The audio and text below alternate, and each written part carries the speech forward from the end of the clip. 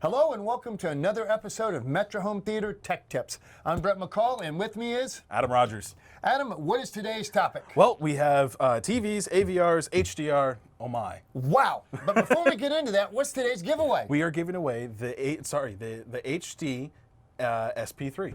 The HDM SP3. Thank you very much. Yes, and what does it do? It is an HDMI surge protector that protects every single line inside of the HDMI bus. Right. Which, because of we're talking about cable boxes today, is a perfect segue into it. Yes. So tell me what issues you are having with cable boxes, AVRs, and TVs.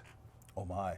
So here's the problem that we're running into. And guys, this is what's happening. We're getting a lot of phone calls. That's one of the main reasons that we created this this webinar, is to bring what we are getting calls about to you and talk about what's happening.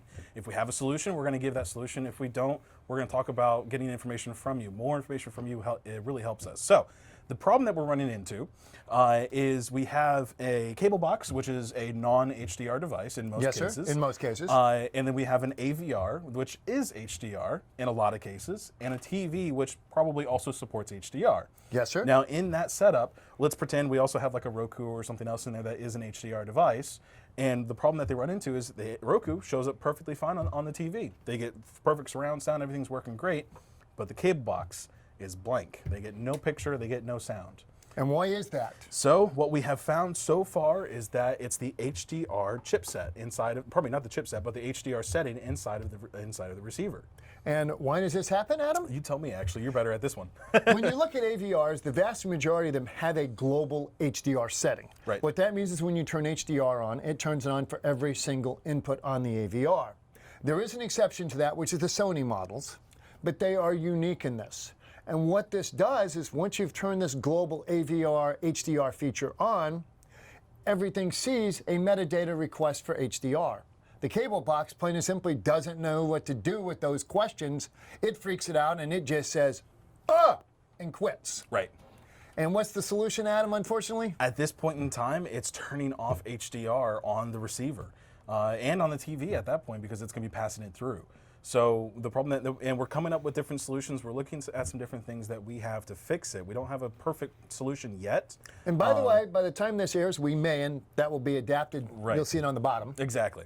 So with that, one of the biggest things that we're running into is just turning off the HDR. We think that there may be a possibility. We have a new HDMI splitter, which is the splitter scaler. We're looking at some different fashions for it to put it in some different configurations to see if we can keep the image of non-HDR from the cable box, but still have it pass through so that we actually get an image on the TV. And this is where you, the dealer, comes in, because you see a lot of things. You see a lot of boxes, a lot of AVRs, and a lot of TV combinations. We do not. We don't even have a cable box inside of our facility because we don't have a cable feed that we can get. Well, and let's be to our honest, facility. We're down here in Florida. If we did have a cable box, we only have one service down here. Yeah. So we don't see all the other services that are out there. We don't discuss that because that'll get us in trouble. Well, so all that to say, guys, you are out there in the field. You see what's happening. The more information you can get us, the better. And I'll even go as far as to say that with our giveaway today, which is, like I said, the HDM SP3, the best question, the best comment, the best information. Or better yet, the first guy to call us with a legitimate issue like this that we can send one of these splitters to check it. Ah, yes, the splitters. Yeah, go ahead and send him a splitter as well. Yes. Yeah. So the first one to call Adam, because I go on the road and travel much, first one to call Adam at extension 2352. We'll get you out one of the splitters to test it and see what happens. Yep. So go ahead and give us a call. Let us know what you guys are seeing out in the field so that we can test it and we can actually find out what might be happening with these connections, or pardon me, with the HDR and the cable boxes. We really need some more information from you guys. That's really what this is coming down to. The more information you can give us, the better. But of course, if you guys are seeing this out in the wild, if you guys have any questions or anything like that, leave your questions down in the comments. Best question, best comment, of course, still has a chance to win the HDM SP3. Yes, sir. And if we can get you guys to call in with a legitimate problem, like Brent said, the first one with a legitimate problem, we'll go ahead and look at the possibility of sending out one of the SP5s, which is the splitters. We are also hearing some areas of the U.S. that are getting cable boxes that are supporting HDR and HLG. For those of you that don't know, HLG, hybrid log gamma, is the live version of HDR. What it allows you to do what it allows the producer to do of a live broadcast is to average out the lighting for HDR, so you get an HDR effect without it being quite as good as in the movies, Right. which is a frame-by-frame manual setting. Right.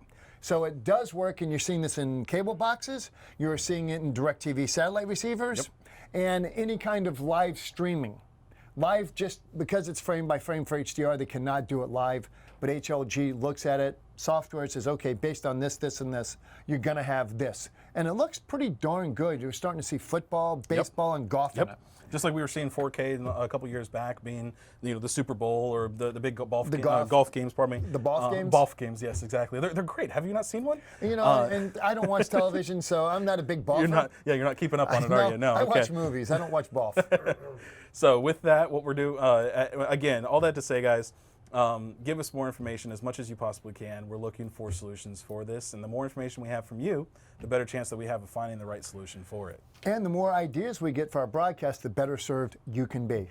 Adam and I base these broadcasts, as he said, on what we get from you on the phone. The more you tell us, the more we can give you, the happier everybody's going to be. And we learn, you learn, life is good.